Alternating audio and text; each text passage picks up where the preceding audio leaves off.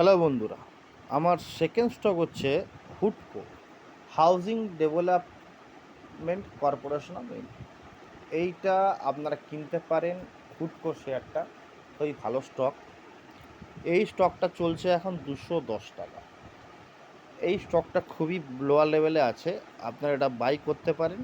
এই স্টকটা আপনাকে অনেক ভালো রিটার্ন দিতে পারে ভবিষ্যতে।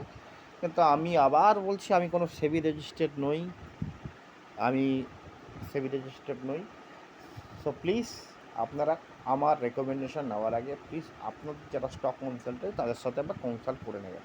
কিন্তু আমার পার্সোনাল ভিউ হচ্ছে হুডকো 210 টাকা চলছে এখন। এই স্টকটা আপনাকে ভালো রিটার্ন দিতে পারে। এই স্টকটা আমার short to medium term target হচ্ছে 300 টাকা।